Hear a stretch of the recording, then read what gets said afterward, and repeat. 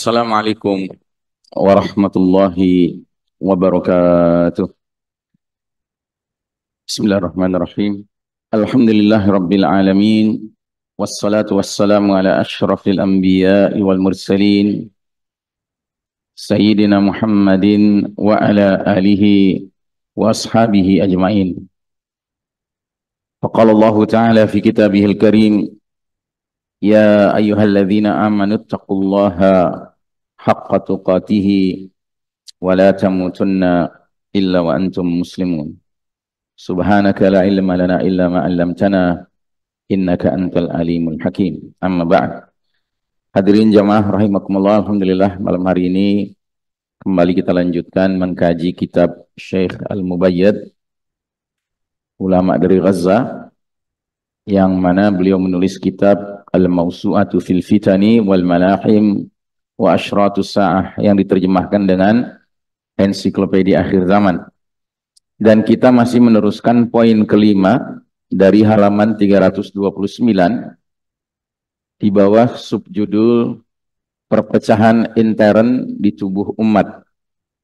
Adapun hadis berikutnya yang kita akan baca adalah di halaman 332. Hadis dari sahabat Sauban radhiyallahu anhu, Rasulullah sallallahu alaihi wasallam bersabda, "Innallaha zawaliyal arda fara'aitu masyariqaha wa magharibaha wa inna ummati sayablughu mulkuha ma zawiyali minha wa a'titu al-kanzaini al-ahmara wal-abyad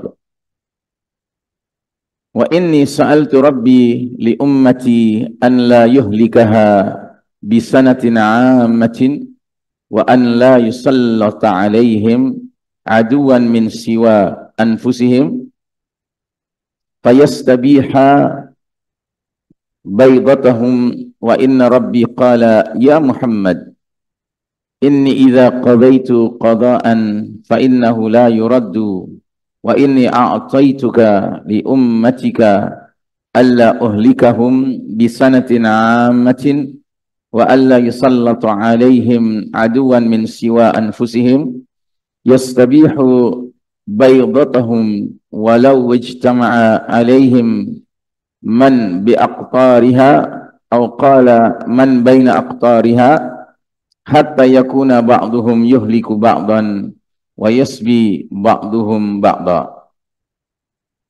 Sesungguhnya Allah Ta'ala telah membentangkan bumi ini, maka terlihatlah olehku bumi mulai ujung timur hingga ujung barat dan umatku yang akan menguasainya. Kemudian aku diberi dua harta karun yang berwarna merah, yakni emas, dan berwarna putih, yakni perak. Lalu aku memohon kepada Rabbku agar umatku tidak binasa oleh bencana kelaparan dan tidak dikuasai oleh musuh dari luar. Tidaklah yang membinasakan umatku melainkan dari kalangan mereka sendiri, sehingga terpecah belahlah persatuan dan kekuatan umatku ini karena ulah mereka. Namun Rabbku berfirman, "Ketahuilah wahai Muhammad, sesungguhnya jikalau aku telah menetapkan suatu takdir, maka takdir tersebut tidak dapat ditarik kembali. Aku mengabulkan untuk umatmu agar kebinasaan mereka bukanlah karena wabah kelaparan. Aku juga mengabulkan untuk umatmu bahwa musuh luar tidak akan bisa menghancurkan keutuhan umat Islam, meskipun semua orang di seluruh negeri bersatu, sehingga umat Islam saling baku hantam di antara mereka dan satu sama lain saling menawan." Hadis riwayat Muslim, hadis sahih. Penjelasan. Berkata Imam An-Nawawi, Hadis ini di dalamnya ada berbagai fenomena mukjizat dan sebagaimana telah terjadi, alhamdulillah, sebagaimana yang telah dikabarkan Rasulullah sallallahu alaihi wasallam. Berkata para ulama, adapun maksud dari kata kanzaini adalah emas dan perak, bermakna harta Kisra dan harta Kaisar, Raja Irak dan Syam. Jadi artinya ketika Nabi diperlihatkan ujung timur sampai ujung barat dan bahwa umat beliau akan menguasai seluruh wilayah dari ujung timur hingga ujung barat itu, kemudian Nabi diberitahu bahwa akan memperoleh kanzain. Kanzain itu dua harta. Yang satu disebut al-ahmara dan yang satu disebut al-abyada, merah dan putih. Lalu para ulama mengatakan bahwa makna dari merah adalah harta berupa emas, sedangkan putih harta berupa perak. Dan ini kalau dikaitkan dengan sejarah, sewaktu Nabi menghadapi wilayah timur dan barat yang dikuasai oleh Romawi di barat dan Persia di timur, maka bukan rahasia bahwa mayoritas para raja-raja Kisra itu menggunakan dinar atau emas sebagai mata uang. Sedangkan mayoritas mata uang raja-raja Kaisar yang berarti Romawi adalah dirham atau perak. Ya.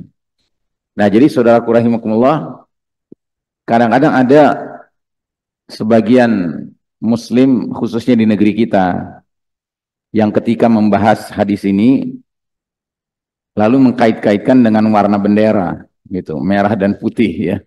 Padahal kaitannya nggak ke sana, nggak ada kaitannya ke sana. Jadi nggak usah GR lah, gitu ya. Urusannya bukan merah putih dalam pengertian warna bendera, nggak ada urusannya ya. Ini kaitannya dengan istilah yang memang biasa digunakan untuk warna merah bermakna emas dan warna perak bermakna perak, warna putih bermakna perak ya. Dan memang dari dulu mata uang yang digunakan oleh umat Islam adalah zahab wal fiddah, emas dan perak alias dinar dan dirham. Baik, kita lanjutkan. Di dalamnya ada isyarat bahwa kekuasaan umat Islam ini akan mencapai belahan barat dan belahan timur bumi. Dan fakta inilah yang menjadi kenyataan. Adapun untuk belahan selatan dan utara, kekuasaan umat Islam sangat sedikit jika dibandingkan dengan luas daratan serta penyebaran penduduk muslim dari timur hingga ke barat. Semoga salawat serta salam tercurah kepada Nabi yang siddiq, yang dipercaya, yang tidak mengatakan hal tersebut dari hawa nafsunya, tetapi semua itu berdasarkan wahyu yang diturunkan kepadanya. Komentar Imam An-Nawawi ini merupakan salah satu di antara sisi mukjizat yang dikemukakan oleh beliau dari keseluruhan kandungan hadis. Sementara itu, dari sudut pandang lain, hadis ini juga menunjukkan bahwa mukjizat yang dibawa Nabi Shallallahu Alaihi Wasallam terkait nasib umat Islam adalah yang tercantum di akhir redaksi hadis tersebut. Di penghujung hadis tersebut dikabarkan bahwa umat Islam tidak akan dikuasai oleh musuh-musuh yang datang dari luar umat Islam yang akan memecah persatuan dan kekuatannya, yaitu menguasainya atau menghinakan kehormatannya, walaupun seluruh musuh di muka bumi bersatu padu memeranginya. Hadis ini memberikan pengecualian adanya satu keadaan bahwa kehancuran umat Islam justru disebabkan oleh perseteruan di antara sesama kaum muslimin sendiri. Dengan pengertian yang seperti inilah terkandung suatu keajaiban. Artinya, umat Islam tidak akan kehilangan kekuatannya dan terpecah belah dengan sebenar-benarnya, melainkan disebabkan oleh para perusuh yang notabene dari kalangan umat Islam sendiri. Andai para penyerang dari luar berusaha dengan segala daya upaya untuk mengadakan tipu muslihan terhadap umat Islam, niscaya mereka tidak akan mampu menghancurkan keutuhan dan kekuatan umat Islam, kecuali bila mereka mendapat bantuan dari orang dalam untuk merealisasikan kehendak mereka. Fakta-fakta sejarah dan berbagai kejadian yang tidak sedikit memang menunjukkan pengertian ini. Contoh yang paling mendekati kenyataan adalah perang Irak dan Afghanistan. Keberhasilan musuh dari luar lebih disebabkan oleh bantuan orang dalam untuk meloloskan misi negara adidaya melakukan invasi. Seandainya pada saat itu tidak ada sokongan dari orang dalam, niscaya umat Islam tidak akan goyah meskipun seluruh manusia di muka bumi bersatu padu menyerang mereka. Kandungan hikmah. Hadis ini mengisyaratkan bahwa takdir yang telah ditetapkan Allah Ta'ala tidak dapat dihindarkan. Hal inilah yang mengharuskan bagi kami untuk memperinci terkait masalah takdir Allah. Dalam bahasan takdir Allah atas makhluknya, kita mengenal dua pembagian. Ada yang disebut mubram dan ada yang disebut muallaq. Jadi takdir itu ada dua macam. Ada yang sifatnya mubram, mubram itu paten, ya. Takdir yang sudah paten, tidak bisa berubah. Dan ada takdir yang sifatnya muallaq. Muallaq itu artinya tergantung oleh sebab akibat. Terkait takdir muallaq, dikatakan bahwa apabila seorang hamba melakukan perbuatan ini dan itu, maka takdirnya adalah begini dan begitu. Takdir inilah yang dalam disiplin akidah bisa dihapus, bisa ditetapkan. Inilah yang diisyaratkan oleh firman Allah surat Ar-Ra'd ayat 39. Yamhullahu ma yasha'u wa yusbit wa indahu ummul kitab. Allah menghapuskan apa yang Allah kehendaki dan Allah menetapkan apa yang Allah kehendaki.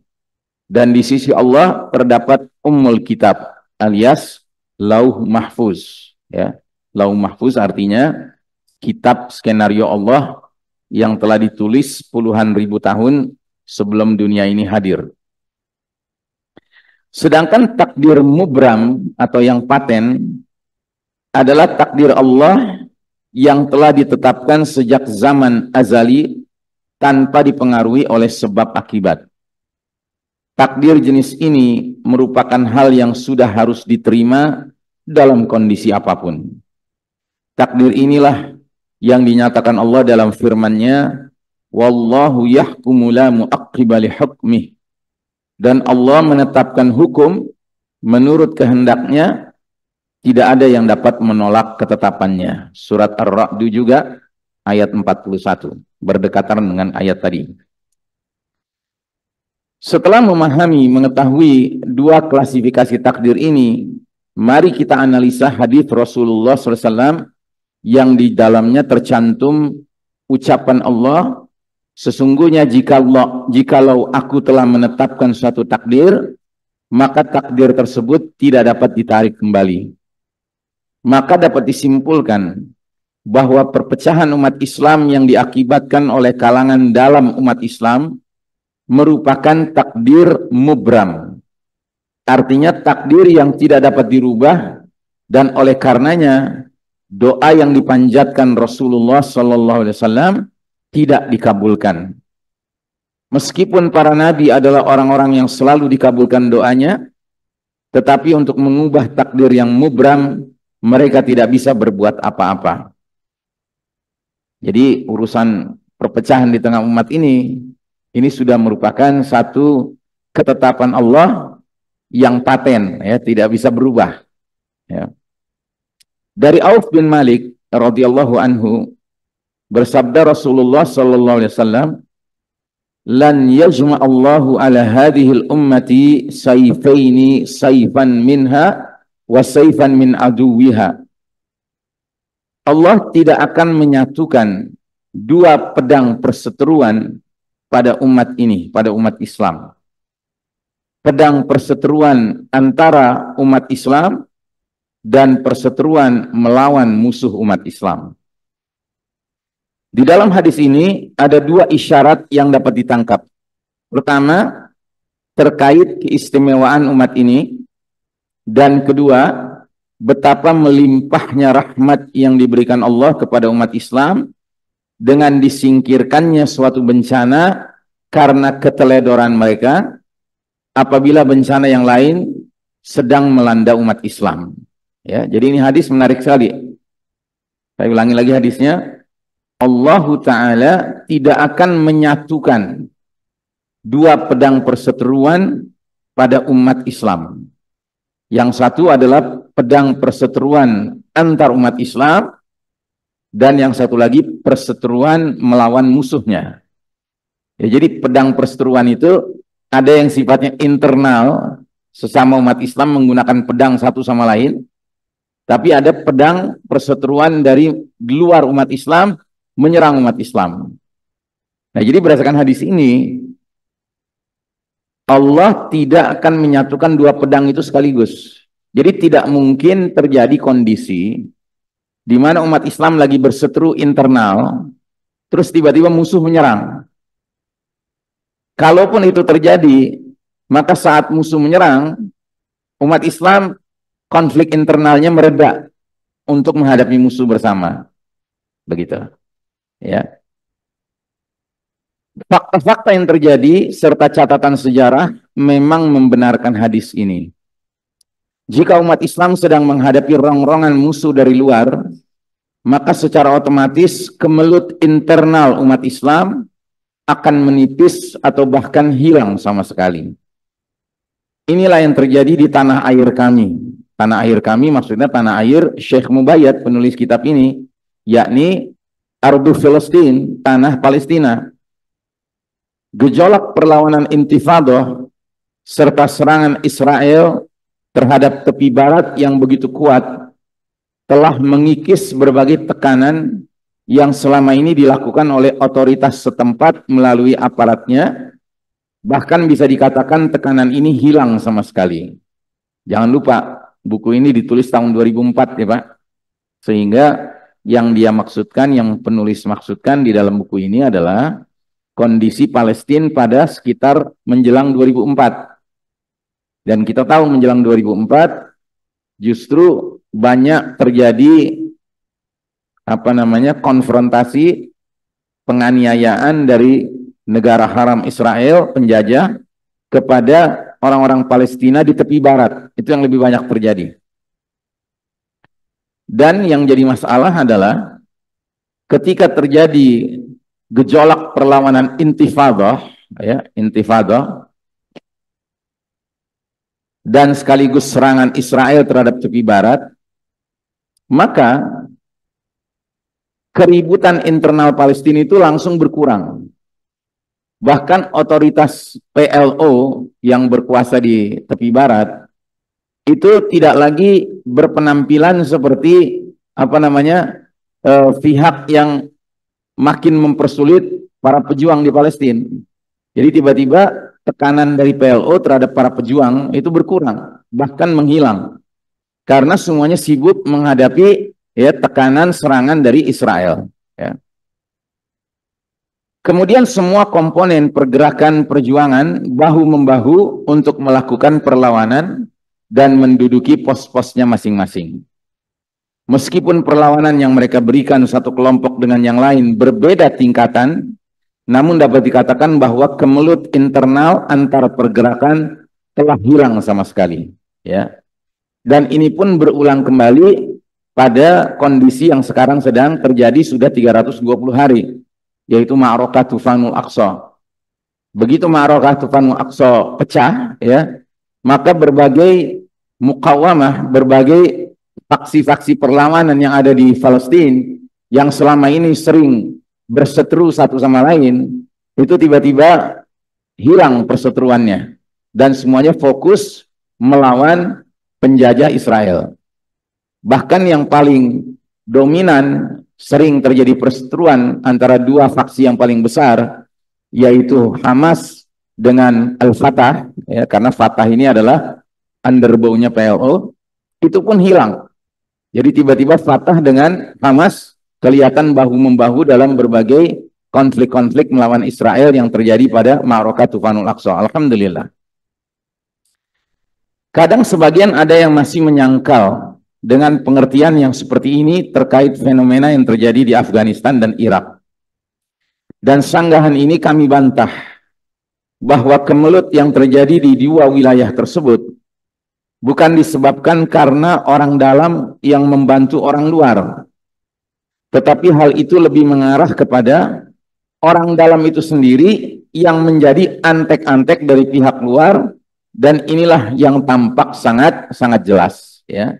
Jadi sewaktu Amerika Serikat invasi ke Irak, lalu kemudian melakukan invasi ke Afghanistan, sesungguhnya celah-celah yang bisa dimanfaatkan oleh invasi Amerika Serikat ke Irak maupun ke Afghanistan itu disebabkan karena memang ada orang-orang Irak, orang-orang Afghanistan yang menjadi antek-anteknya Amerika. Begitu. Dan mereka inilah yang telah menjadi sebab perlawanan menjadi lebih berat menghadapi Amerika. Karena antek-antek ini membocorkan, ya, rahasia-rahasia pertahanan dari pihak mujahidin baik di Afghanistan maupun di Irak. Berkata Al-Mubarakfuri ini penulis kitab sirah yang terkenal, ya. Beliau menulis kitab Rahiqim Makhtum, ya, kitab sirah Nabawiyah. Kata Al-Mubarakfuri, di antara keistimewaan umat Islam dan rahmat Allah kepada mereka, bahwasanya belum pernah sekalipun terkumpul antara peperangan antar umat Islam dan peperangan yang terjadi antara umat Islam dengan pihak luar dalam satu waktu bersamaan. Jelasnya, kalau tidak antar muslim dengan muslim, ya muslim melawan kafir. Andai saja mereka pada satu waktu terlibat peperangan antar umat Islam, kemudian terjadi peperangan dengan kaum kafir, maka sesegera mungkin seluruh umat Islam yang bersengketa kembali bersatu untuk melakukan perlawanan terhadap musuh dalam satu barisan demi meninggikan dinullah, agama Allah Subhanahu wa taala. Masya Allah. Jadi bukti-bukti sejarah ini membenarkan hadis Nabi tadi, bahwasanya Allah tidak akan menyatukan dua pedang perseteruan pada umat Islam sekaligus, ya. Hal senada juga dinyatakan oleh Al-Manawi. Maksudnya, dua pedang itu tidak akan pernah bersatu dalam tubuh umat Islam untuk membinasakan umat Islam. Dan andai saja mereka tertekan oleh musuh luar, niscaya mereka akan bersatu kembali untuk melakukan perlawanan. Ada kalanya mereka ini bergabung dengan orang-orang kafir untuk memerangi orang-orang kafir lainnya, ataupun berdiri dalam satu barisan untuk membela agamanya. Jadi di sini ada kalimat penting dari Al-Manawi. Ada kalanya umat Islam bergabung dengan orang-orang kafir untuk memerangi orang kafir lainnya, atau umat Islam berdiri dalam satu front, satu barisan untuk membela agamanya, ya. Jadi artinya ini sesuatu yang bukan aneh gitu loh. Makanya kalau sekarang misalnya para pejuang di Palestina harus mengadakan semacam kerjasama, ya, dengan Iran misalnya, atau bahkan dengan Cina misalnya, ya itu satu perkara yang memungkinkan saja, sah-sah saja gitu.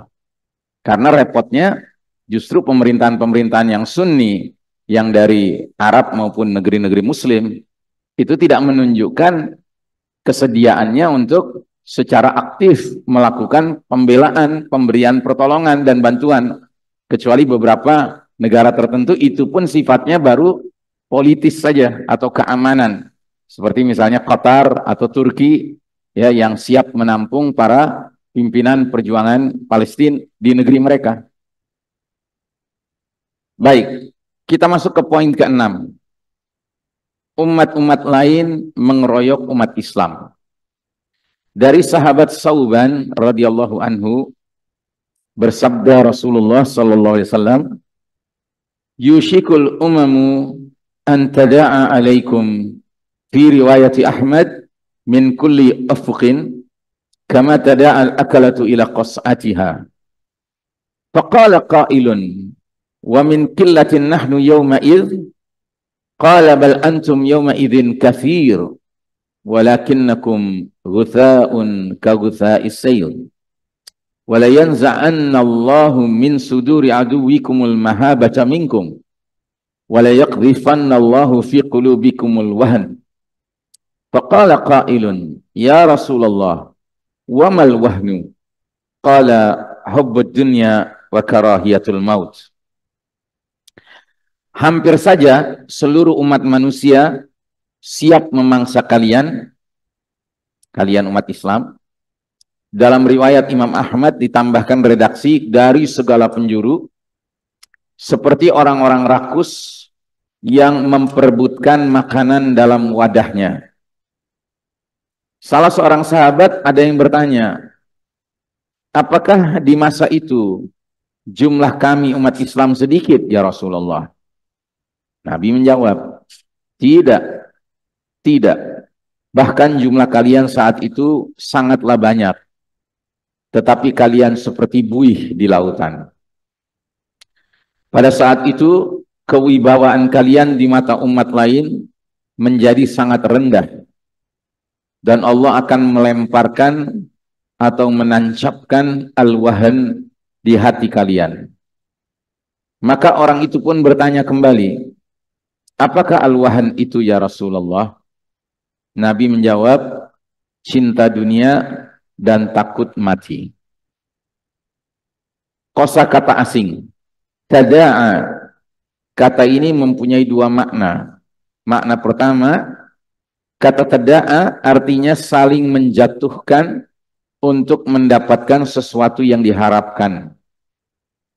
Artinya seluruh umat manusia saling berusaha untuk menjatuhkan umat Muhammad SAW dengan begitu semangatnya seperti binatang buas yang berebut mangsa. Yang kedua, tada'a bermakna ad-da'wah yang artinya mengajak. Maksudnya semua umat manusia saling memprovokasi satu sama lain untuk menjatuhkan umat Muhammad SAW seperti ketika mereka saling mengundang ke perjamuan makan.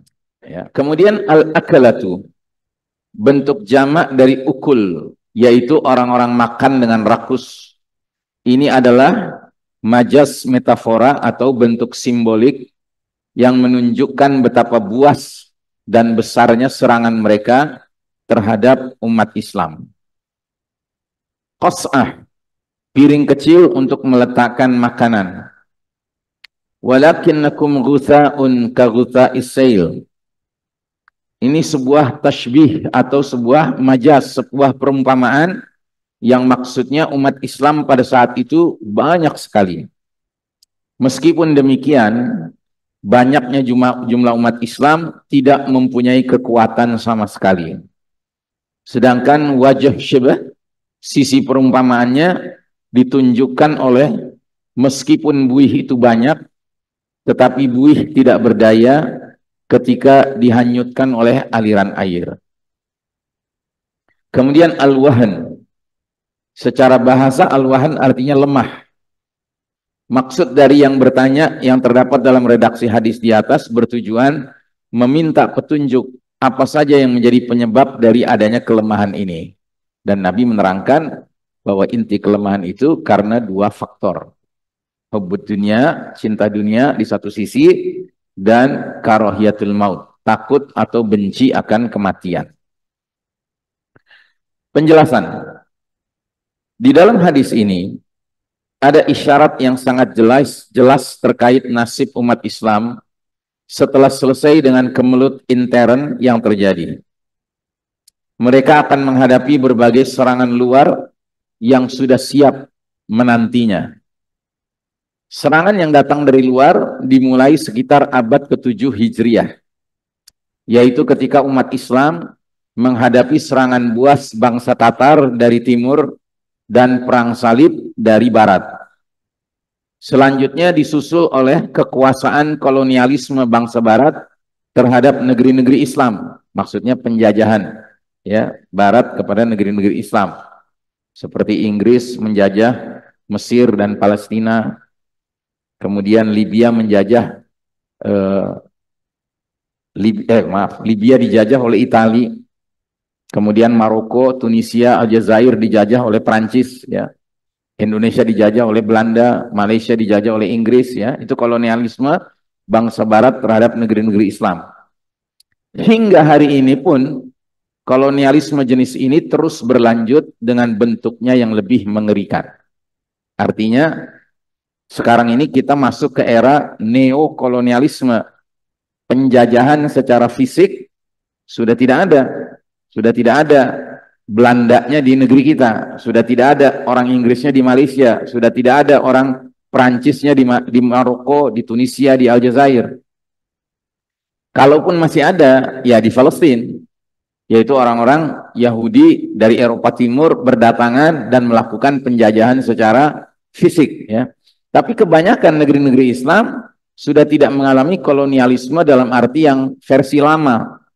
Sudah terusir ya orang-orang ya asingnya itu dari kehadiran di negeri-negeri kaum muslimin. Cuma problemanya kita masih terlibat dan mengalami jeratan neokolonialisme. Nah, neokolonialisme ini menyangkut bagaimana umat Islam di berbagai negeri Islam masih malu-malu kucing untuk menegakkan syariat Islam, syariat Allah, dan tunduk kepada ideologi-ideologi yang dulunya dibawa oleh para kolonialis itu. Mau itu namanya ideologi sekularisme kah, pluralisme kah, liberalisme kah, nasionalisme kah, tapi yang pasti ini semua adalah bentuk neokolonialisme. Belum lagi dari segi keuangan, dari segi ekonomi. Ya, negeri-negeri Islam ini semuanya terjerat hutang. Ya. Dan hutang ini bukan kepada negara tertentu, tetapi kepada kelompok tertentu yang mereka membangun bank-bank sentral di negeri-negeri kaum muslimin. Padahal bank sentral itu bukan dalam pengertian milik pemerintahan negara terkait. Gitu. Makanya kayak di Indonesia, pendatangan dari pimpinan Bank Sentral Bank Indonesia itu disebutnya Gubernur Bank Indonesia, ya kan? Kenapa? Karena pada hakikatnya dia bagian dari kaki tangan, ya, kekuatan elit global di bidang ekonomi, di bidang keuangan. Dan pada hakikatnya dalam aspek ini kita terus-menerus masih terjerat, masih terlibat hutang yang tidak kunjung ya berakhir. Selain itu, hadis ini memberikan gambaran yang komprehensif terkait nasib umat Islam di akhir zaman dengan jumlahnya yang begitu banyak, akan tetapi mereka justru menjadi mangsa kerakusan bangsa lain.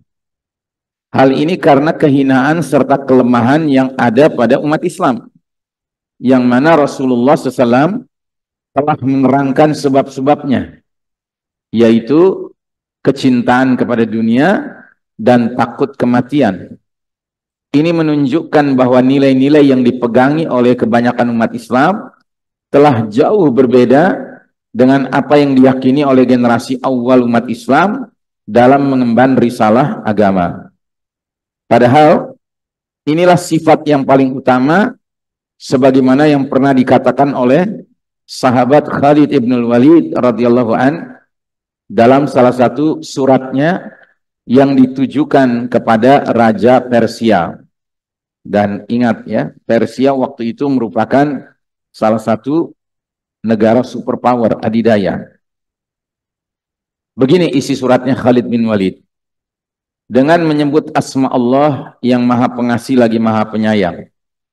Dari Khalid bin Walid kepada para penguasa Persia. Salam sejahtera kepada orang-orang yang mengikuti petunjuk.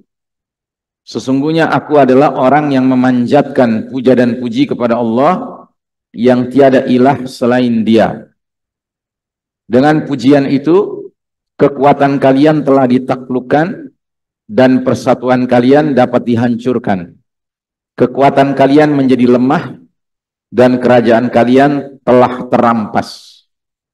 Jika suratku ini telah sampai kepada kalian, maka terimalah akad zimmah dari kami dan bayarlah jizyah.